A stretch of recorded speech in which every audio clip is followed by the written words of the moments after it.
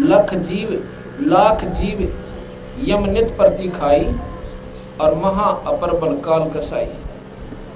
अब बंदी थोड़ी इसको काल को कसाई की संज्ञा दे रहे हैं।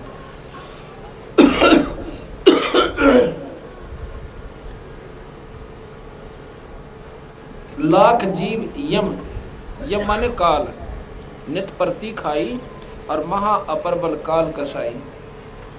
तपत शिला निस्दिन ता जर ही और ता पर ले जीवों को धरी। तपत शिला निस्दिन दिन रात वहां पर निर्दन के लोक में जलती रहती है और उनके ऊपर उन जीवों को धर कर फूक कर बोल कर खाता है। तपत शिला निस्दिन ता जर ही ता पर ले जीवों को धर ही ता पीछे योनि भरमावे और या विद नाना कष्ट दिखावे। उसके पाछे फिर योनि में भी बनवावे तुम्हें, यानी 84 लाख नौकीनो 4 संकट पड़े। चल हम इस काल भगवान से ये प्रार्थना करें, हम इतने डीठता हुए लिए दुखा न सहन जोगे भाई, हमने तुम मारा मत ना बस। और या फिर इतनी कर दे भाई हम बुढ़े होकर बेशक मर जावा, इतने तो बढ़कर ठीक ठाक हमने रह लेंगे, पर इतनी भी छुट्टी ना देता। फिर भी हमको ना इतने डीठ हो रही है, इन संकटां तो झेल जा लेंगे, चाहे सांप लड़ो चाहे कुछ भी हो जाओ। लेकिन इतना भी यहाँ पर इतनी भी सुख को ना, और फिर भी जान के यहाँ से रुचि गति नहीं। क्यों? जो सुखी हैं जिनका दुख को ना वो न सोचे है इनका तो क्या होगा, पद मौज मारा ऐसा, ये ठीक बहुत बात चाल ठीक काम चल रहा है। यहाँ महाराज कहते हैं आशा बांध काल दरखाई, लोभ लाभ जीव लागे ध्याई, आशा बांध और काल दरखाई। सबको आशा बना रखी है, बेटे बड़े होंगे ब्याहेंगे और भाई फिर मौज हो जाएगी, पोते होंगे उन्हें खिला कराएंगे, कांधे बिठा कर घुमावाएंगे। और भाई जो बीच में चले जाने लग रहे रोजाना 1 लाख की गाड़ी गल है, क्या उनकी आशा थी को ना? ये विचार करोगे तो भक्ति करना रुचि बनेगी आपकी। और कोई ने सोचा हमने का काम छोड़ दो, बालक छोड़ दो, आप छोड़ के दिखाओ नहीं इधर। हम भी नहीं छोड़ सकते, आपने क्या कहें, हम नहीं कहते छोड़ो, अपने बच्चा इस लाइन पर लाओ, भक्ति करवाओ, उनकी बुराइयां छुटवाओ, सतमार्ग पर लाओ और फिर उनके अंदर रहकर अपनी भक्ति करो, उनको साथ में बैठाओ और अपने आरती करवाओ। हम ये कहते हैं ताकि आपके साथ साथ वो भी यहाँ से मुक्त हो जाए। और जब तक हम इस मार्ग को नहीं अपनाएंगे, सतगुरु महाराज वाले को इतना बात पड़ा कोई नहीं। तपत शिला निश्चिंता जरही ता पीछे योनि भरमावे या विदना ना कष्ट दिखावे। इस प्रकार ना मेरा कितने प्रकार के संकट में जीव न डालकर और ये दुरुक्ति करता है। धर्मदास ने बोला महाराज जी, क्योंकि धर्मदास भी पक्का नाड़ी था और पूरी साधना भगवान विष्णु और शिव की किया करता था, जैसे हम सभी कर रहे हैं। उनका के दोष बेचारा का जैसा भी हमने मार्गदर्शन हुआ है उसी के आधार पर हम लगे हैं। एक दिन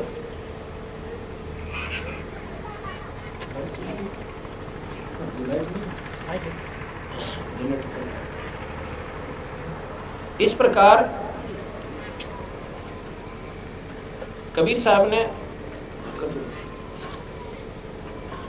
एक बार क्या हुआ, धर्मदास ने जब कबीर साहब की पद्धति को स्वीकार कर लिया, क्योंकि वो पहले भी स्वयं भी गीता जी का बहुत तगड़ा उपासक था,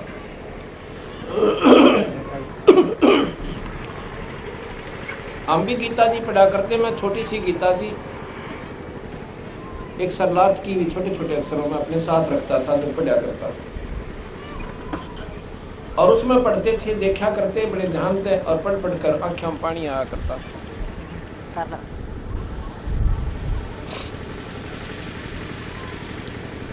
तो बंद कर दे। एक समय की बात है कि एक धर्मदास नाम के बहुत बड़े सेठ थे और बांधवगढ़ में रहा करते थे। बांधवगढ़ के रहने वाले उनको धनी धर्मदास जी के नाम से जाना जाता है।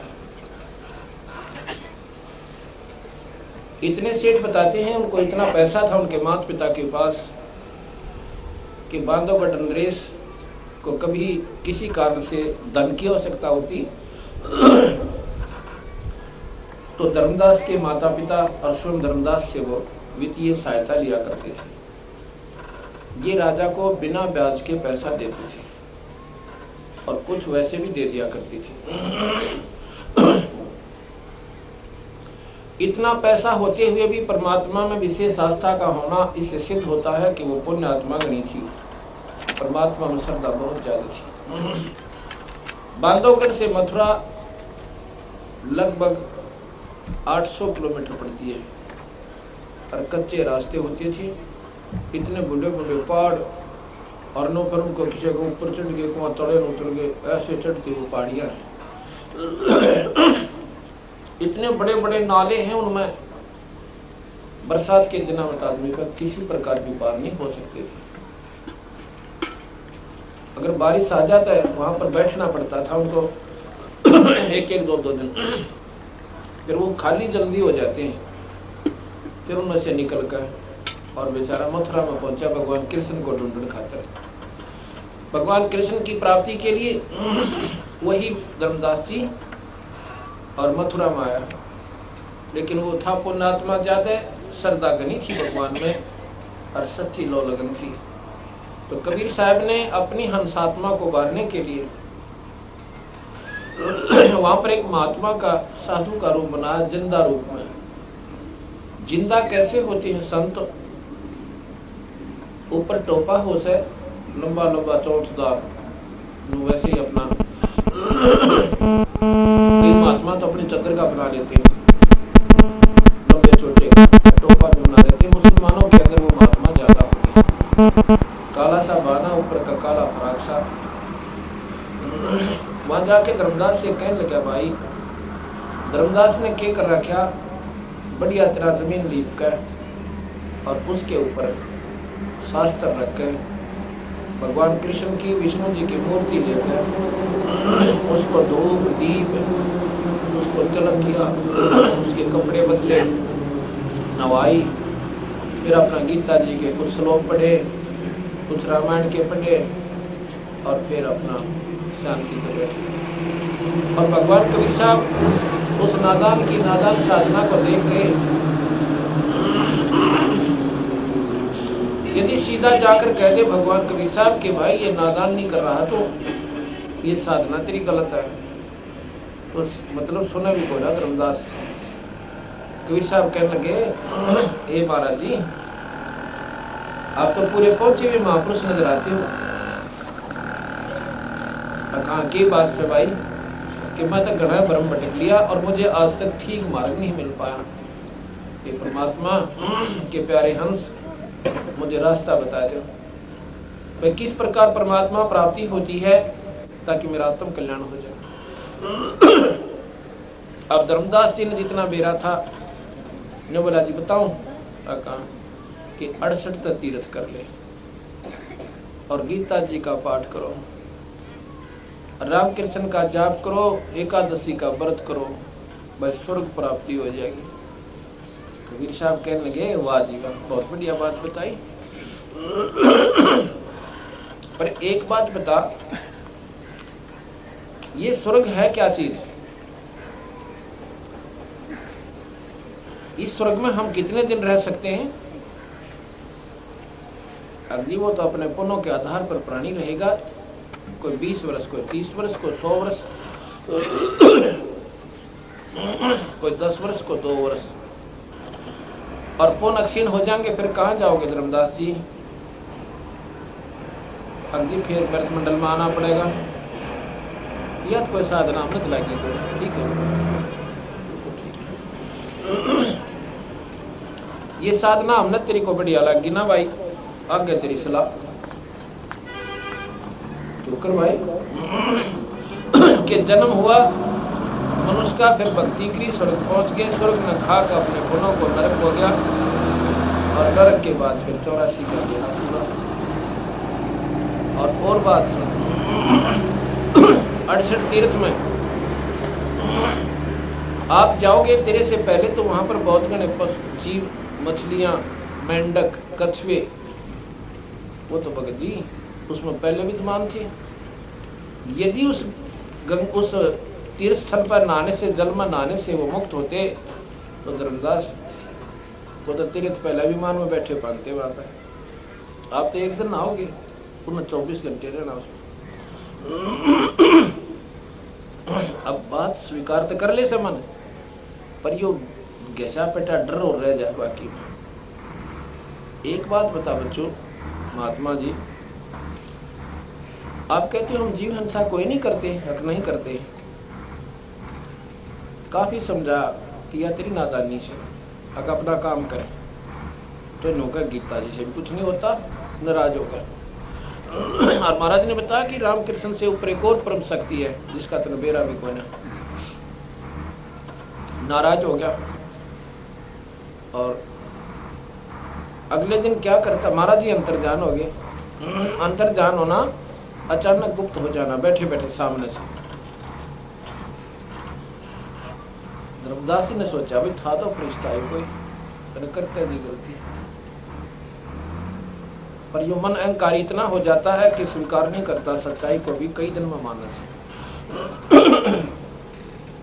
अगले दिन धर्मदास ने क्या किया, रोटी बनाई, लीप पोछ कर बढ़िया सफाई करके गोबर लिया गाय का, पीली माटी मिला के बढ़िया उसके ऊपर, और फिर चूल्हा बनाया, वो भी लिपया, अब पर रोटी बनाई नहा धोकर। जब खाना बना रहा था तो एक मोटी सी लकड़ी ला रखी चूल्हे में, और बीच तक थोची थी, ओलो थी उसमें, तो वो जलती जलती जब सामने आई ना, जब रह गई 1 फुट की,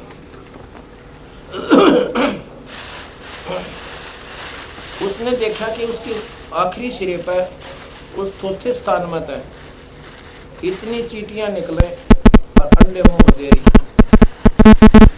और वो बेचारी निकले बाहर बचाव की खातिर। और उसमें क्या होता, लकड़ी के आखिरी सिरे पर एक तरल पदार्थ सा लग जाता है, गरम गरम होकर वो कति बुलबुले उठा कर उसमें, और वो बचन खातिर बाजे और उसके ऊपर गिरे और वहां चटक देसी होकर मर जाए। अब धर्मदास का तो पसीने आगे, क्यों, धार्मिक आत्मा थी, परमात्मा को चाहने वाला था, और आंखों में पानी आ गया, तंत्र जुल्म कर दिया, तो वह इतने जीव मार दिए, अब इस भोजन को मैं नहीं खाऊंगा, इसको किसी महापुरुष को खिलाता हूं, मेरा पाप कट जाएगा। अब क्या किया, डालकर सारी की सारी भात को, उस भोजन को थाल में अच्छी तरह परोस कर ढक कर कपड़े सुंदर पर हार चल पड़ा। आगे करीब कबीर साहब ने एक और भगत का रूप बनाकर संत का, और एक वृक्ष के नीचे बैठ गए। कबीर धर्मदास ने सोचा महात्मा भी पा गया, आगे रख दिया भोजन, रख के भोजन बोला कि महात्मा जी भोजन पाओ, भूख लगी दिखा। हाँ भाई भूख लगी है, अब भोजन पाओ महाराज जी, मैं तीर्थ पाया हुआ हूँ और धर्म करने के लिए आया हूँ, मेरे सौभाग्य आप जैसे महापुरुष मिल के भोजन पा लो। अच्छा भाई रख दे, रख दिया। अब लोटे में जल को उठाकर और ऐसे पानी के छींटे लाए, को मंत्र सा बुझा कबीर भगवान ने। इतने में वो सारे के सारे भोजन की चीटियां बन गई और काली थाली होगी, भात कौन रही, वो भोजन नहीं रहा। और धर्मदास की तरफ बोला, कबीर साहब अरे भले पुरुष तेरे तो कसाई भी चोखा, तू कहता मैं पाप नहीं करता, इतने पाप के भोजन को और मुझे खिलाने आया है। इतने में वो स्वरूप बना लिया पहले वाला जो पहले दिन वार्ता हुई थी। ने बोला सुना बच्चों, तुमने कहा हम पाप नहीं करते, 70 ब्राह्मण की है हत्या, जो चौका तुम देव नेता, जब तुम भोजन रोज बनाओ ना, 70 ब्राह्मण जैसी हत्या है। धर्मदास ने कहा था कि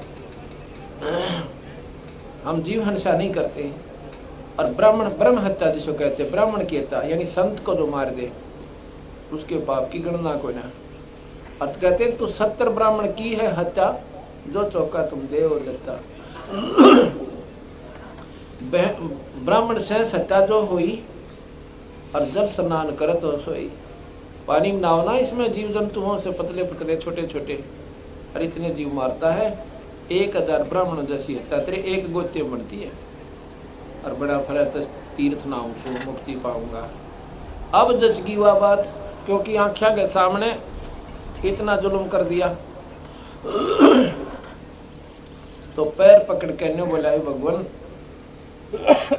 अब तो फिर मैंने सारा खेल समझा दो, नो पार नहीं पड़ा है। एक सुन ले भाई, एक ज्योत स्वरूपी भगवान काल निरंजन है और उसने ये शिव सब जीवों जा रखे और उसी के ये 3 पुत्र हैं ब्रह्मा विष्णु महेश।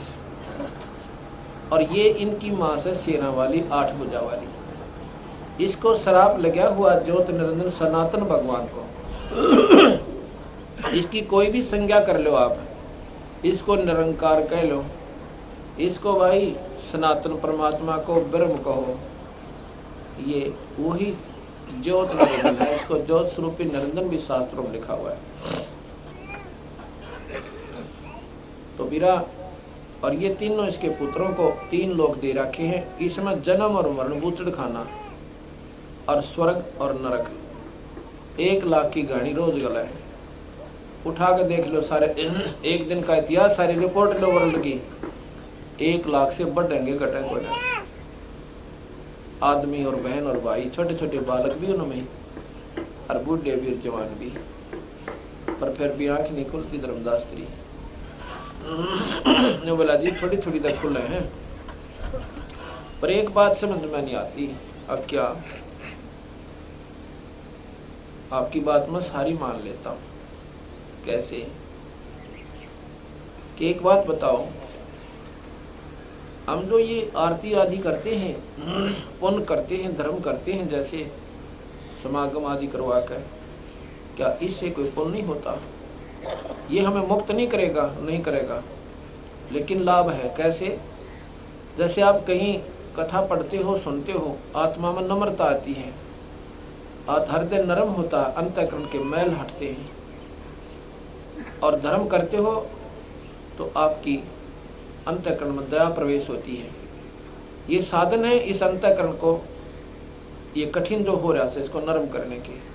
जैसे खेत में बाव है, कोई हलते बा दे, कोई हेर होते, कोई ट्रैक्टर पे, पहले पानी भी दे थोड़ा बहुत है, तो ये साधन कोई नौका, ये बांधते हैं, हल बांधते हैं, क्या खेत में कोई लाभ? कोई ना लाभ है, पर फसल ना हो। इस तरह फसल क्यों नहीं हो? फसल होगी बीज तय, और बीज है नाम सतनाम।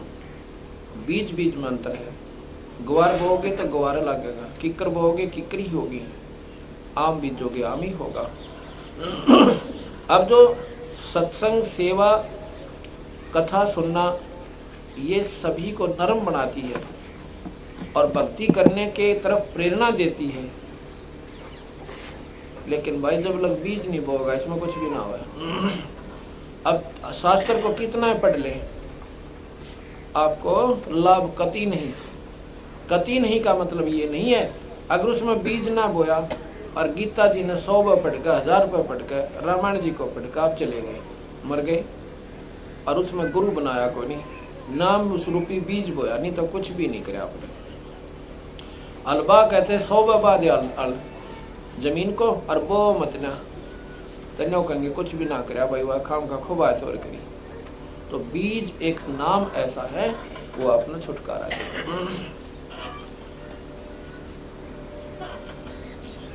तो उसमें क्या होता है, अब बात तो जसगी कि भी एक सतलोक और से, और वहां जाने के बाद जीव का फिर मरण नहीं होता। वहां पर ऐसे ही बाल बच्चे होंगे आपके, वहां पर बहुत सुंदर शरीर होगा।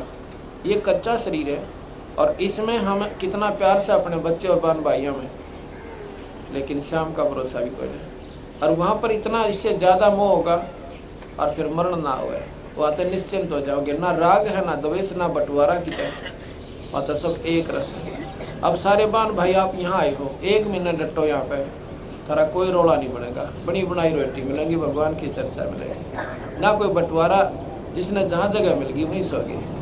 इसी प्रकार उस सतलोक में बना बनाया भोजन अमृत आहार मिलेगा, और कोई बंटवारा नहीं, इधर रोला नहीं। बट छोट वहाँ पर है कौन नहीं, सबको एक जैसा बिस्तर, एक जैसा खाना पीना, एक जैसा रहना, फिर रोला कितने गया। तो वहाँ राग द्वेष खत्म है, कतई नहीं होगा। और आप अपने बच्चे के साथ आप कितना घूमिए, कोई उसमें बदनीत नहीं है, वहाँ चोर उचके नहीं है, वहाँ पर ये दो बरछा नहीं है, एक रस मौसम। जैसे ऐसी बढ़िया बसंत ऋतु में और चांद की चांदनी हो, इससे भी असंख्य गुना ज्यादा वहाँ पर शांत वातावरण और बढ़िया वहाँ पर रोशनी परमात्मा की न्यारी चमकती रहती है। वहाँ जाकर धर्मदास तेरा पीछा छूटेगा। हम सुख ढूंढे बच्चा में, हम सुख ढूंढे राज और कोठी और कारों में, कति नहीं पावे अब पल्ला गांठ लगा लिया। अगर जीवन ना पाया जब तक मैं यहाँ परमात्मा ढूंढना आए इतनी दूर, उन धन में कोई ना पाया परमात्मा, मुझे वहाँ सुख नहीं मिला मुझे तभी तो यहाँ डरे ढोल इतनी दूर आया मैं मथुरा में परमात्मा ने ढूंढने खाती नहीं। तो इसलिए स्वर्ग में भी सुख कोई नहीं, इससे भी ज्यादा द्वेष है उन देवताओं में, इनसे ज्यादा विकार है उन देवताओं के। अगर उन स्वर्ग लोक के इतिहास यहाँ सुना दें तो बान बेटी हम सुनाए कौन जा, और उस स्वर्ग में तू जाना चाहे नालायक नादान कहीं का, फिर मान गया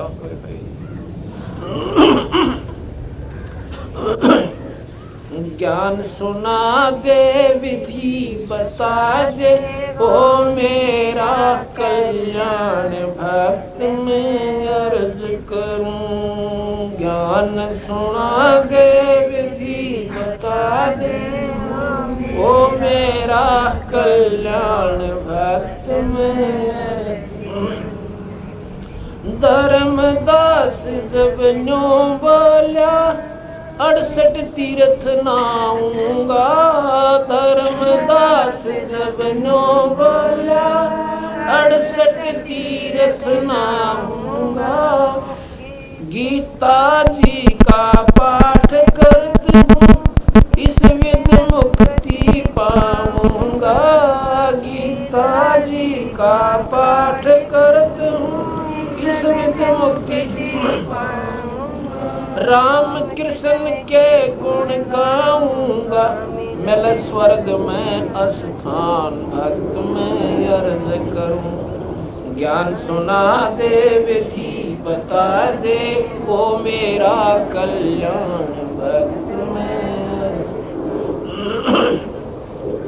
तीर्थ जल में कच्छ और मच्छा जीव बहुत से रहते हैं, तीर्थ जल में कच्छ और मच्छा जीव बहुत से रहते हैं। उनकी मुक्ति ना होती वो कष्ट बहुत सा सहते हैं, उनकी मुक्ति ना होती वो बहुत सा सहते हैं। सतयुग में राम कृष्ण ना थे, जब किसका करते ध्यान भक्त में अर्ज करूं। ज्ञान सुना दे विधि बता दे, वो मेरा कल्याण भक्त। ज्ञान सुना दे विधि बता दे, वो मेरा कल्याण भक्त। एकादशी का व्रत करते हूँ जीव हिंसा कोई करता ना, एकादशी का व्रत करते हूँ जीव हिंसा कोई करता ना। शिवलिंग पूजा गुरु की सेवा किए बिना भी सरता ना, शिवलिंग पूजा गुरु की सेवा किए बिना भी सरता ना। शालिग्राम की पूजा करता मैं दिन में सुबह और शाम भक्त में अर्ज करूं। ज्ञान सुना दे विधि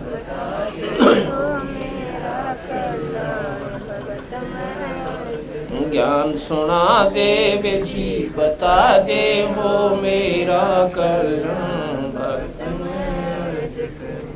व्रत करे त मुक्ति हो तो अकाल पड़े क्यों मरते हैं, व्रत करे त मुक्ति हो तो अकाल पड़े क्यों मरते हैं। शिवलिंग पूजा सालग सेवा अनजाने में करते हैं, शिवलिंग पूजा सालग सेवा अनजाने में करते चेतन होकर भूल रहे हुए पत्थर से नफराम भक्त मैं अर्ज करूं ज्ञान सुना दे विधि बता दे वो मेरा कल्याण भक्त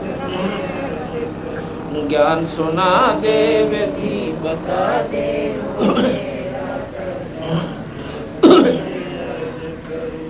तीर्थ बाट चले जो प्राणी जीव बोत से मारे तीर्थ बाट चले जो प्राणी जीव बोत से मारे जल में सूक्ष्म जीव बहुत है स्नान करत संगारे जल में सूक्ष्म जीव बहुत स्नान करत संगारे भाई चौका देवो हवन करो उसमें वो हत्या बे उन्मान भक्त में अर्ज करूं ज्ञान सुना देव थी भक्त में अर्ज करूं ज्ञान सुना देव थी बता दे वो मेरा कल्याण भक्त में 7 दीप और 9 खंडिये सपने जैसा खेल है 7 दीप और 9 खंडिये सपने जैसा खेल 3 लोक और भवन चतुर्दश इस कालबली की जेल है 3 लोक और भवन चतुर्दश कालबली की जेल है माँ प्रलय में नष्ट हो जावे फिर कहाँ करो विश्राम भक्त में अर्ज करूं ज्ञान सुना दे विधि बता ज्ञान सुना दे विधि बता दे वो मेरा कल्याण भक्त में पाठ आरती धर्म दुआ से खेत समारा जाता है पाठ आरती धर्म दुआ से खेत समारा जाता सत्य नाम बीज जो बोवे फल भक्ति का खाता है सत्य नाम बीज जो बोवे फल भक्ति का खाता है काल जीव को उलझाता है देकर अपना ज्ञान भक्त में अर्ज करूं ज्ञान सुना दे विधि बता दे ज्ञान सुना दे विधि बता दे वो मेरा कल्याण भक्त में इतनी कह साहिब कबीर अंतर्धान ओया जी इतनी कह साहिब कबीर अंतर्धान होया जी अपनी गलती जान धर्म 10 फूट फूट के रोया जी अपनी गलती जान धर्म फूट फूट के भाई भूल में जीवन खोया जी अब हो गया सच्चा ज्ञान भक्त में अर्ज के ज्ञान सुना दे विधि बता दे वो मेरा कल्याण भक्त में ज्ञान सुना दे विधि बता दे वो मेरा कल्याण भक्त ये पाखंड पूजा सब ही छोड़ी मन चाया न तीर्थ नाने को पाखंड पूजा सब ही छोड़ी मन चाया न तीर्थ नाने को वापस घर न चाल पड़ा तज वृंदावन बरसाने को वापस घर को चाल पड़ा तज वृंदावन बरसाने ए बंदी छोड़ तेरे पाने को अब खोजूं अपनी जान भक्त में अर्ज करूं ज्ञान सुना दे विधि बता दे हो मेरा कल्याण भक्त में अर्ज करूं ज्ञान सुना दे विधि बता दे हो मेरा कल्याण भक्त में रो रो रुदन मचावन लग गया, एक धर्म यज्ञ रचाई जी। रो रो रुदन मचावन लग गया, एक धर्म यज्ञ रचाई जी। दीन दयाल दया के सागर आके सुरत दिखाई जी। दीन दयाल दया के सागर आके सुरत दिखाई। रामपाल मुक्ति तब पाई जब मिले कबीर भगवान। भक्त में अर्ज कर ज्ञान सुना दे, विधि बता दे, वो मेरा कल्याण। ज्ञान सुना दे, विधि बता दे, वो मेरा कल्याण।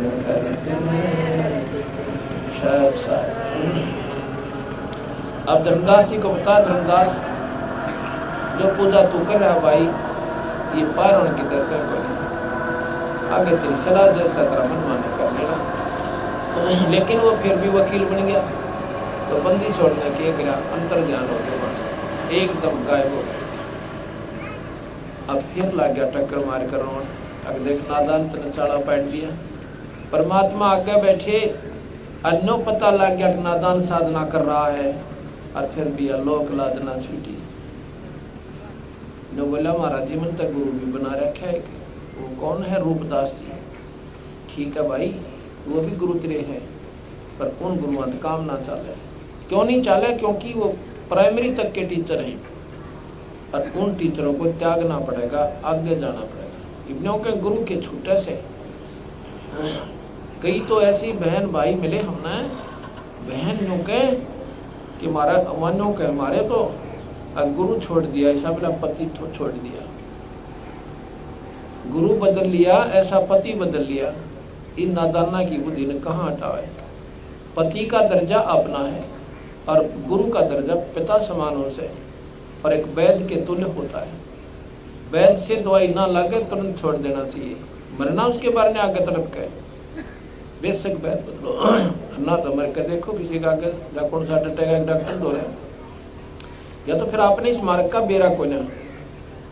ये जन्म मरण का दीर्घ रोग लाग रहा है आपके, 84 का रोग है, और यो इन आरंभियों का कोई ना कट रहा है। ये तो भाई पीजीआई जाना पड़ेगा। अर्थात वो कौन से डॉक्टर हैं? वो पूर्ण परमात्मा सतपुरुष का वो बड़ा हॉस्पिटल है, कबीर भगवान का। ठीक है, छोटे मोटे सर के दर्द ने, पेट के दर्द ने आरंभी काट देंगे, पर बहुत दीर्घ रोग ना कटे उन पर। अब कोई का डॉक्टर के बदला करो तो हमारा फैमिली डॉक्टर हो गया, या कोई बात हुई। जब उससे नहीं कट रहा है तो आप दूसरे डॉक्टर को देखो। इसी प्रकार ये संत होते हैं। यदि आपका नहीं बात बन रही है तो दूसरे से लीजिए नाम और बेड़ा पार करवाओ। 100 बदलो, एक ही बात दूर रही, आप 100 बदलो, और जब तक पीछा ना छूटे बदलते रहो। प्रमाण मिलता है, दत्तात्रेय ने 25 में गुरु से बेड़ा पार हुआ, और तुमने 24 साई कई जानिस की, और 24 होते तो उसका कुछ भी ना बनना था। वो तो वैसे नो देखा देखी कर रखा था, जैसे कोई माता धोखा लग गया, और कोई व्रत रखने लग गया। ये कोई गुरु थे? ब्लैक बुगला नो पर मच्छी भगाओ था। अब भाई उस तरह ध्यान का अभ्यास कर लिया। एक पानी था, वो अपना हथंगल पानी पिया था, उस तक बना लिया भाई पानी था, बस त्याग कर दे तो पूरा कर दे। उस तरह के बर्तना की जरूरत है, कोई ना हाथों पानी पीऊँगा। ये कोई गुरु थोड़े थे, ये तो देखा देखी शिक्षा प्राप्त की, और गुरु मिला 25वां जोग जीत। आपके पूछ लियो थारे को बता दे शास्त्रों वाले कि दत्तात्रेय का 25वां गुरु कौन था। और जिन गुरुओं का वर्णन करते वो गुरु नहीं है, वो तो देखा देखी, कोई कुछ देखा कोई कुछ देखा, उसके आधार पर आप मान लिए, ये गुरु नहीं होते। तो धर्मदास जो है फिर रोया कि मैंने तो चाड़ा पाट दिया, और मैंने तो अब यह भक्ति को को ना। कबीर साहब ने बताया कि कोट जन्म तन भरमत हो गए, कुछ ना हाथ लग्या रे, तो कुकर चुकर खरबा हो रे, कौआ हंस बगारे। ये साधना धर्मदास करोड़ों बार कर ली तने।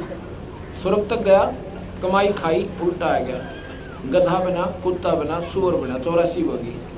फिर मनुष्य शरीर मिला, फिर भक्ति की, स्वर्ग गया भाई, नरक हो गया और फिर आ गया। ये तो रेट कैसा कुआ है। अब धर्मदास उस अक्षर को इतना पश्चाताप करता है, मथुरा से फिर वृंदावन जाते हैं और फिर बरसाने में, मथुरा से वृंदावन और बरसाने में। बरसाने में क्यों जाते हैं? वहां की राधा जी थी, राधा बरसाने की लड़की थी, राधा जो है बरसाने की लड़की थी। तो उसने क्या मानते हैं हम लोग, क्या मानते हैं हम लोग कि बरसाने राधा जो थी वो भगवान कृष्ण की गणी चहेती थी, और बरसाने के लोग राम राम नहीं कहते, ना कोई और शब्द बोलते, वो कहते हैं राधे राधे। जैसे हम आप लोग कहते हो राम राम, हम कहते हैं सत साहेब, तो सत साहेब जैसे हम बोलते हैं, तो राम राम कहते हैं कई जगह अपने अमूमन हर हिंदुस्तान में राम राम वो कहता राम राम, वह कहते हैं राधे राधे, तो दूसरे प्रति उत्तर देते हैं राधे राधे, चाचा राधे राधे, बेटा राधे राधे। वो राम का नाम भी छोड़ दिया उन्होंने। वो मानते हैं कि राधा जी भगवान कृष्ण की बहुत प्रिया थी, और हम उससे प्रार्थना करते राधे राधे श्याम मिला दे, राधे राधे श्याम मिला दे। देख के करड़े रटला रखी, और कितने दिन हो गए राधे राधे श्याम मिला दे करते हैं, किसी मिला श्याम, फिर भी मंड रहे हैं। तो कहने का भाव ये है कि ना तो राधे श्याम मिला सकती, वो आप पर रो पीट के मिला करती बेचारी 6 महीना में जाकर की तरह, बतावा तुमने क्यों कर मिला देगी तड़के कहते। ये तो विधि वो परमात्मा के पाने की नहीं है, उस ईश्वर को, इस ईश्वर को जो जिसकी तुम साधना करती, ये भी गलत घाटा जोड़ रहे बूमड़े के ऊपर। गुरु बिन किने ने पाया ज्ञाना, अर्जो थोथा भूषड़ के साना। गुरु के बिना कहते हैं किसी ने ज्ञान ना पावे, जैसे थोथे भूस ने कुटे कुछ ना निकला के। तो साधना आप कर रहे हो, ये थोथा भूस है, ये आपको कुछ नहीं प्राप्त होगा। तो वहां से कहते हैं वापस घर को चाल पड़ा तस वृंदावन बरसाने को, और पाखंड पूजा सारी छोड़ी मन चाया ना तीर्थ नाने को। बोले बंदी छोड़ तेरे पाने को खोजूं अपनी जान, साहिब महाराज को। अब रोता हुआ वहां से लग गया था रोन, मथुरा से अर्कितवा बांधवगढ़ कम से कम 15 दिन में पहुंचा होगा पैदल बेचारा। लाल ताएं कर ली और घर जाकर रोने लग गया। उसकी पत्नी ने सोचा सेठ था, अरे यूँ तो कहता 6 महीने में आऊँगा, क्यों 6 महीने से पहले बल्कि साल लग जा करता उस समय तो 68 तीर्थ नाव में, और ये पहुँच गया महीने भीतर उल्टा। उसने सोची इसके या तो पैसे पूछे खूगे की तरह रास्ते में लूट लाट लिया होगा, क्यों ठग में तेरे से। और रोए रोए भीतर बढ़ गया, बोला भी कोई ना अपनी पत्नी से, बोला नहीं जा कंठ रुंध गया। वह कहने लगी तू रो क्यों रहे हो, बात तो बता दो। बोल रहा है कोई ना, तो उसने अपना आइडिया लाया कि हो सकता धन खो गया हो, पैसे चोरी हो गया हो, और सेठ से पैसे रोता हो। न्यू बोली भगत जी बात सुन ले, ये पैसे अपने कोई ना अपने से बने हैं, और धन हमने न्यू कमाया था, अपना खूब खर्चाएंगे, और ले गया था अपने बाग का, कोई चुरा ले गया था, और होने दे गुम होने दे, चिंता ना करो, और ले जा पैसे और अपना पूरा काम करके आओ। अब वो जान गया या क्या समझे मेरे दुख में नादान, मैं किस दुख न रहूं सो कौन से धन को रो रहा हूं। मुश्किल से दिल न डांट के नो बोला अमनी देवी, आज मेरे हाथ में वो धन खो गया जो जिंदगी में फिर प्राप्त ना हुए। पैसे ना रोता यू खो जाता, खो जानता बढ़िया था। और फिर उसने वो रोते रोते ने सारी कथा सुना दी कि जो साधना हम कर रहे थे कितना जो जीव को जाता। और न्यू महापुरुष मिले थे, उन्होंने मुझे ये मार्ग बताया और मैं बन गया वकील, उसकी सुनी कोई ना। और वो फिर अंतर ध्यान हो गए, एकदम गुप्त हो गए। न्यू बोली तुम सेठ होकर बढ़िया होकर सौदा चूक गया, इसी नाता नहीं कराया करें। कृष्ण जी गिला हमारी कुर्सी रिश्तेदारी सी बता सुना ज्ञान था भाई, शास्त्रों के आधार पर जो भगवान थे इतने हमें मानना थे। और जन्म मरण मिटता ना, 84 मिटती ना, सारे शास्त्र प्रमाण देने लग रहे, स्वर्ग नरक जन्म मरण इस आगे से कुछ अच्छा क्यों बताओ मत जन्म मरण मिटे और सतलोक एक स्थान बताया तो नादान तेरा नादानी करी क्यों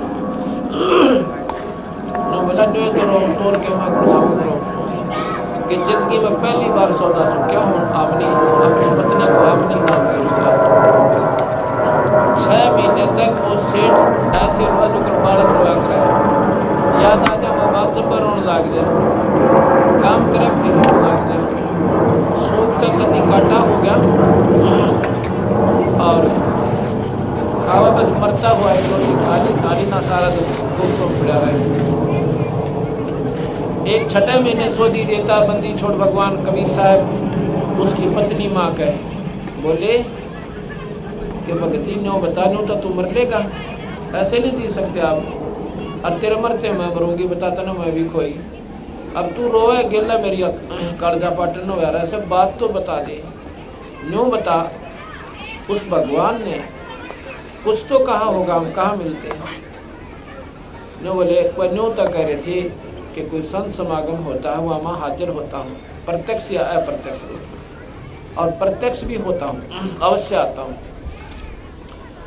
तो बोली इस धन ने के चाटांगे आपा लादे भंडारे खोल दे उसके नाम पे यज्ञ धर्म यज्ञ भंडारे शुरू कर दिए आमंत्रण किया संतों को भक्तों को और खूब डट कर भंडारे किए 3 दिन तक इतनी दुनिया खा गई जीव नरे आए लेकिन वो परमात्मा ना आए धर्मदास ने बोला या तो बंदी छोड़ा दर्शन दे दियो और ना कुएं में पड़ कर मरूंगा ये रोज का मेरा पर नहीं उठती है रोज का साका आज ये अंतिम समझ लेना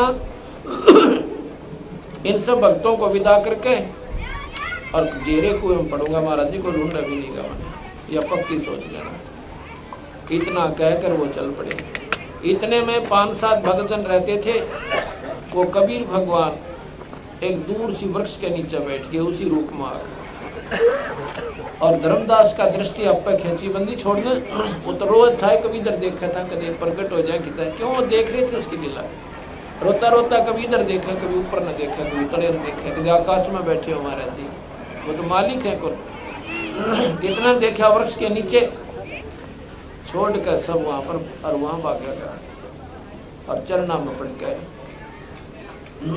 इतना बुरी तरह रोया जिस प्रकार मां ने देख कर बालक रोया करे जो घनी देर में बैठ रहे खेत क्यार में जा रही हो और फिर बालक आवा अंते कर्जा पाटन वाला बालक का तो न्यो रोए बुंडी तरह गोड्डा पड़ गया ने बोले महाराज जी आप कित खो गए थे इतना महाराज जी मैं तो आज कभी खत्म हो जाना था अगर आप दर्शन ना देते कहने लगा भाई तेरे को नरम करना जरूरी था इतनी वियोग बिना ग्रह नहीं जागा और ब्रह जागे बिना परमात्मा की भक्ति काम कौन करे ये तेरा हृदय मुलायम कर दिया अरे नाम दूंगा तेरा बेड़ा पार होगा अब तो पहले वकील बन रहा था तेरी वकालत जाड़ दी सारी अगली कति जड़गी मेरी तो पर इबका ना जाड़ दी अब मैं रह पाऊंगा आपने अगना इबका नहीं करूँगा ऐसा नहीं मैं करूँगा चल नौकरीन को सबको विदा कर और बताइए मत ना मेरी कति भी ना बता देना अच्छा जी उन सबको विदा कर दिया अपनी पत्नी के से बोला महाराज जी आगे बाहर आंगन में भंडारे चल रहे थे अंदर जाकर एक पैर आमनी में पकड़ा एक पकड़ लिया धर्मदास ने अन्नो बोले महाराज जी हम पापियों को इतना सताया आपने तो बोला हमने सताया नहीं तुमको ताया है सताया नहीं ताया है गर्म करे से और गर्म करे बिना ये लोहे का मोल्ड बना कोई ना ये इतना कठिन लोहा हो लिया इस काल ने गलत साधना करवा के इसको खोटा बना रखा तेरे खोट का डेम है अब मत मैं भक्ति दूंगा और डट का बना कर फिर आमनी को भी वो कथा सुनाई ज्योत निरंजन भगवान की भगवान बंदी छोड़े अब तो साची की साची को सुनो की नो सुनो क्योंकि वो शास्त्रों के ज्ञाता थे दोनों पति पत्नी धर्मदास और आमनी रोज शास्त्र पढ़ा करते हैं शास्त्रों का ज्ञान था जो शास्त्रों के ज्ञानी पुरुष है वो कबीर साहब की वाणी को स्वतः स्वीकार कर लेंगे वो मान बढ़ाई मतलब सभ्यता मान अपनी बढ़छोट के अंदर तो बेशक ना माने,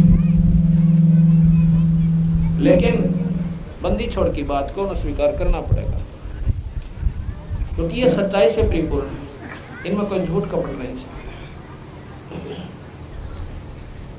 तो उन्होंने उसी समय मान लिया महाराज जी कहते रहे हो सती। अब इसमें क्या समस्या आती है, धर्मदास ने बोला महाराज जी क्यों महाराज जी, एक हफ्ता डटे, एक हफ्ते में वह प्यास सी बुझ गई और फिर यू माने अपनी ठाई डंडी। ये बोला महाराज जी बात तो आपकी सच्ची सारी ठीक से, पर गीता जी का ज्ञान मेरे हृदय से उतर नहीं रहा।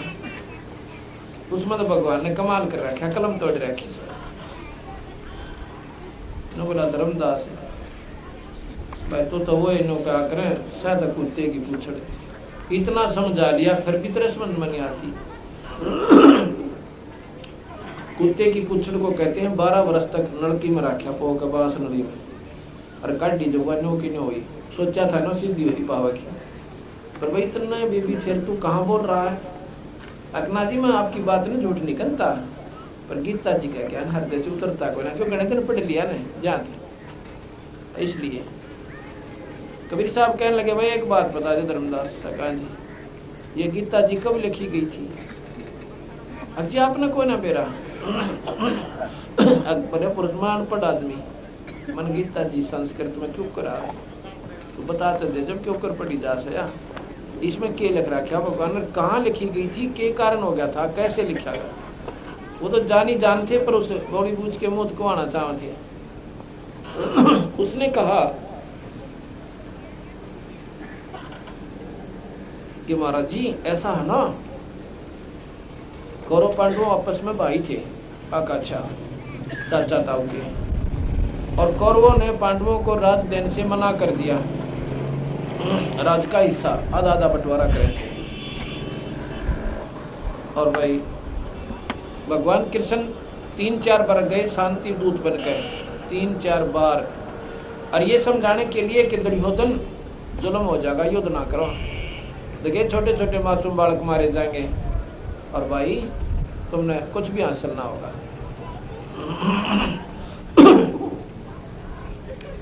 आपस में तुम भाई बंटवारा कर लो। दुर्योधन ने बोला कृष्ण जी ये तो बात कही है मत ना, फिर मेरे तक एक इनको हम नहीं देंगे कुछ भी, देख लो भाई सोच समझ कर बात करो, लड़ाई बहुत बुरी चीज होती है, अल्लाह मेरा किसके लानत हो जा, जरूरी नहीं कि दुर्योधन तुम ही विजय होगे, युद्ध में मेरा ना क्यों कर पासा पलट जा, और तुम हार गए तो भाई फिर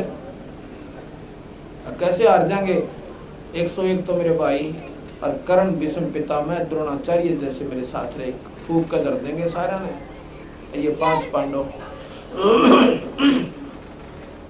यानी घड़ी ठाट मान गया दुर्योधन। फिर गए भगवान विष्णु और कृष्ण जी कहने लगे भाई फिर मान जा तुम्हारी बात को, लड़ाई अच्छी, तो इनको 5 गांव दे दे, मैं थोड़ा समझौता कराऊं, इनको 5 गांव दे दे, बाकी मैं जानू रही जाने, इनमें चाहे कुछ किसी प्रकार में संतुष्ट करो, थोड़ा अनर्थ बचे, आज मान जा दुर्योधन ने बोला सुई की नोक के समान पांडवा खातर जगह को थारी सलाह भाई ठीक है। और उनकी कहते हैं मां ने दूध प्यारा क्या ना, तो आजा मैदान में आ जाएंगे, जब नाश हो ना, जब न बोल लग रहा था उल्टे लागे। अब कहने का भाव ये है कि ऐसे ऐसे दोनों योद्धा आमने सामने हो गए, और महाराज जी फिर जब या गीता जी का ज्ञान, हाँ अर्जुन जो लड़न तो नाट गया, जब आमने सामने सेना खड़ी हो गई, और फिर गीता जी का ज्ञान भगवान कृष्ण ने इसलिए कहा था, इसलिए कहा था, एक तो अर्जुन अपने अक्षत्रिय धर्म को भूल गया था, यदि अक्षत्रिय ऐसे गलती करेंगे यदि अक्षत्रिय ऐसी गलती करेंगे तो वे आने वाले समय में अनर्थ हो जाएगा, अक्षत्रिय धर्म का पालन करना गणा जरूरी था। और दूसरा ये था कई ऐसे ऐसे कारण बताए, और अधर्म पे धर्म की जय थी, ये धर्म युद्ध था, ऐसा था जैसे भी था, कोई बात ना। फिर युद्ध होया भाई, जब गीता सुना दी, कहाँ जी ठीक है। फिर इधर उधर की बातें लगा के बंदी छोड़ के थोड़ी देर के बाद के बोला कि धर्मदास एक गांव में गया हुआ था मैं। अच्छा, वहाँ क्या हुआ भाई, दो भाइयों का रोला हो रहा था आपस में, चाचे ताऊ थे के थे, और रोला था एक प्लाट पे। उनका एक रिश्तेदार था बड़ा पहुंचा हुआ, यानी उसकी अच्छी पहुंच थी सरकार में, वो आ गया। उसने बुला लिया, मारा तेरे बिना समझौता हो को ना। अच्छा, तो वो समझाने लग गया भाई लड़ाई ना करते, अच्छी बात हो जाए तो भाई 2200 और कल न मर जाओगे, प्लाट यहीं रह जाएगा तुम्हारा, लड़ाई अच्छी नहीं होती, जब दुश्मनी बंदा कहीं पीढ़ी ताई की।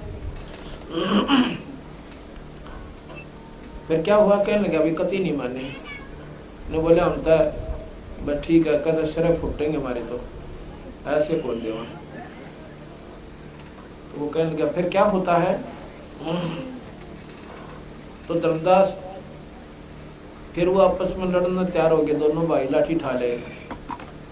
एक वही रिश्तेदार, उनमें से एक कहते हैं कि हम तो कोई ना लड़ते हुए रहने दे, चल अपना राग पलाट ने क्यों खाम खा पंगे में पान दिया, तो बालक मर गए हम मर गए, इस प्लाट में रहेगा कौन। फिर क्या हुआ, पहला जी वो रिश्तेदार जो उनसे पहला नाट्या करता ना, वो आके नहीं बोला बेकूफ तुम लड़ते को ना, इनका तार दोनों बक्कर और मैं थारे साथ सो भाई हैं, और आगे थारी थाने ताई मेरी पहुंच से, और पैसे दूंगा थारे ताई मुकदमे के, लठ बजाओ। तो बोला धर्मदास वो लठ बजवा दिया, उनके सिर फूट गए। वो रिश्तेदार भाई कैसा लग गया आपने। धर्मदास ने कहा तो नीच था, दो भाइयों का नाश करा दिया है, तो ठीक है भाई, अगले नाइट के थे टाल होनी चाहिए थी। तो वीर साहब ने बोले फिर भगवान कृष्ण जी ने क्या करवाया, दो भाइयों की लड़ाई थी, दो भाइयों की लड़ाई थी, भाई बंटवारा था, और भाई फिर यार गीता कथी लड़ाई कराने की खातिर है। तो इस भगवान की आप क्या महिमा गाना चाहते हो। अब दौला मुंह हो गया, मुंह में जवाब ही नहीं रहा। 18 करोड़ व्यक्ति लड़के मर गए उस महाभारत में, और गीता जी के ज्ञान प्रेरित होकर, अगर तुम ज्ञान से कहते हो। एक गीता जी का लेखक कहता है कि अर्जुन को ज्ञान नहीं हुआ गीता जी के ज्ञान तक, वो तो प्रेरित किया गया युद्ध की खातिर। अगर ज्ञान हो जाता तो कीड़ी भी ना मारो। अब मैं बताता हूँ धर्मदास, तुझे गीता जी सुनाता हूँ, अब सुन ले जानते हैं। दोनों सेना आमने सामने खड़ी हो जाती हैं। अर्जुन कहता है कृष्ण को कि मेरे रथ को एक केशव दोनों सेनाओं के बीच में डांट दे। क्यों ठाट के नहीं मान रहा था, अपने महंगा गना था उसमें, और देखो कौन सा मेरे सामने डट जाएगा उससे गेल लड़ूं। वो कड़े सी खड़ा है कि अर्थात कहाँ खड़ा हुआ है, कौन सा योद्धा कहाँ खड़ा है, बीच में जाकर देखा है, रथ रोक दिया। अब सामने देखा है छोटे छोटे बालक रिश्तेदार सारे धनुष बाण तारे खड़े से। अब नो आदमी नेक होता उन्हें शर्म बड़ी आया करे। कल तक तो उन रिश्तेदारों के साथ, चाहे वो कौरव के थे चाहे पांडव के थे, तो चाचा ताऊ में इकट्ठे बैठा करते, खाया करते, घूमया फिरा करते थे। और दुर्योधन दुशासन के बाल का अर्जुन कंधे में घुमाया करता। क्यों, आपस में इतना दुश्मनी थोड़ी होती है। वो भाई भाई के भाई, बच्चे अपने होया करें, प्यारे बहुत लग गया करें, अपना खानदान। अब वो बालक जवान हो रहे, अरे वो तीर ताने खड़े, नो कहे युद्ध न छोड़ कर पाछे ना बैठा, धनुष को छोड़ के और मुंह लटका लिया। जब कृष्ण ने देखा कि अर्जुन योद्धाओं को देख कर तेरी भुजा फटकनी चाहिए थी, और तू तो भाई कार की तरह बैठ गया। न्यू बोला महाराज जी अपने बस का कोना लड़ाई करना क्या बात हो गया। अगदी है बच्चे मेरे भाइयों के, जिनको मैं छाती पर लुटाया करता था, आज इन अपनी गोली तो तीर से मारूंगा। और ये रिश्तेदार इनकी गिला बड़े प्यार से खेला करते, बैठा करते, और भी न खत्म करूंगा इसे रात को, इनको मारकर फिर अनर्थ करूंगा। इनके बालक रोएंगे, ये करोड़ बहन विधवा होंगी, इनके बच्चे रोएंगे मेरी आत्मा को। इसका अच्छा तो अर्जुन और कृष्ण जी में मांग कर खा लेंगे ना हम, तो भी शुक्र से है। ये गीता जी में लिखा क्या है प्रथम अध्याय में। अब कहता है धर्मदास को, कबीर साहब के धर्मदास, ज्ञान तो धर्मदास अर्जुन को इस गीता के ज्ञान तो पहले था। एक योगी को नहीं हो सकता, एक महात्मा को नहीं हो सकता कि इन बालका मार कर बहनों को विधवा करके जिस राज न भोगेंगे उस नरक से अच्छा तो मांग कर खा लेंगे ना भिक्षा का, तो भी कल्याणकारक है। और फिर भगवान कृष्ण ने वह गीता कथी कि अर्जुन ठाला ठीक। अब यहाँ कबीर साहब कहते हैं तो नहीं समझा धर्मदास काल के जाल ने। यहाँ पर कृष्ण जी नहीं बोले, कृष्ण जी नहीं बोले इसमें, कृष्ण जी ने कोई अक्षर नहीं कहा इसमें। इसमें वो ज्योत निरंजन भगवान कृष्ण की आत्मा में प्रवेश कर गया। उसने पता था कि कृष्ण तो पहले तैयार बैठा, लड़ाई ना हो तो बढ़िया राजी है कि चार भाई मत पहले ना टूटा, लड़ाई अच्छी ना होती। कृष्ण जी के वहां पर ये शब्द होते जब अर्जुन नाट गया था कि मैं तो पहले ही मना करूं था, क्योंकि 3 बार पहले शांति दूत बनकर नहीं जाता अगर वो लड़ाई कराना चाहता तो। अगर कृष्ण जी लड़ाई कराना चाहता नहीं जाता, अर्थात वो कभी लड़ाई नहीं कराना चाहते थे, वो नेक आत्मा थी। पर उस खगड़ से कौन बचा, वो निरंजन है। यह सारी कथा जो मैंने आपको सुनाई थी पूर्व, इसलिए इस बात को सिद्ध करने के लिए कि निरंजन बोला उसमें कृष्ण की आत्मा को दाब दिया। जैसे भागवत देवी भागवत में लिखा हुआ है कि भगवान विष्णु मूर्छित पड़े थे जब ब्रह्मा जी ने देखे, क्योंकि उसमें वो आदि माया की आत्मा, वो शक्ति उसमें प्रवेश थी। और जब उसमें से निकल के वह ऊपर होगी तो विष्णु जी स्वर्ग में आ गई। इसी प्रकार एक प्रेत आत्मा दूसरे की आत्मा को दबा के और उसमें प्रवेश कर जाती है और वो अपनी बोली बोलती है, उसकी नहीं सुनती। प्रथम तो आपको अब आज का उदाहरण देता हूँ, अब का, और फिर आपको गीता जी में निरंजन का प्रमाण दूंगा कि वो ज्योत निरंजन भगवान था। और गीता जी में आपको पता लगेगा कि वो कृष्ण जी नहीं बोले, वहां पर वो काल भगवान बोला, निरंजन बोला, ज्योत स्वरूपी परमात्मा बोला, जिसकी 1000 भुजा है। ब्रह्मा विष्णु महेश की 4 भुजा है और माता की 8 भुजा है और निरंजन की 1000 भुजा है। ये तो 4 हॉर्स पावर के भगवान हैं ब्रह्मा विष्णु महेश, और माता 8 हॉर्स पावर की समझ लो। और ज्योत निरंजन जो इनका पिता है वो 1000 हॉर्स पावर का, इतना अंतर है इनकी शक्तियों में। ये 4 भुजा के भगवान, निरंजन जो है 1000 भुजा का। और गीता जी में आपको मैं बताऊंगा कि कैसे लिखा हुआ है कि ये सहस्रा बाहु 1000 भुजा वाले और अपने उसे चतुर्भुज रूप में आ जाओ। गीता जी के अध्याय सुनाऊंगा आपको और फिर बेटा व्रत। इससे पहले मैं आपको एक प्रमाण याद दिलाता हूं जिसमें अखबार में एक चर्चा आई थी, एक आत्मा दूसरे शरीर में कैसे प्रवेश कर जाती है, और आज भी वो प्रमाणित है, विद्यमान है। बहादुरगढ़ के निकटवर्ती गांव लडरावन में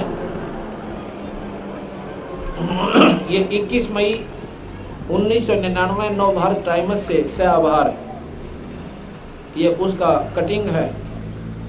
21 मई 1999 नव भारत टाइम्स के अखबार की।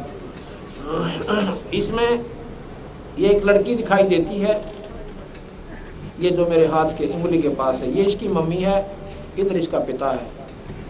ये फोटो भी आया हुआ है, आ गया। इसमें चर्चा में मंजू से मनीषा बनी वह किशोरी, चर्चा में मंजू से मनीषा बनी वो किशोरी, किशोरी माने जवान लड़की। प्रेम शर्मा ये इसका अखबार का राइटर है। बहादुरगढ़ निकटवर्ती गांव लडरावन में सब जगह इन दिनों चर्चा है मंजू नाम की उस लड़की की जो अब अपना नाम मनीषा बताती है। 16 वर्षीय यह किशोरी अपने माँ बाप, भाई बहन, नातेदार, रिश्तेदार, खेत खलियान और सहेलियों को भूल चुकी है। अब वह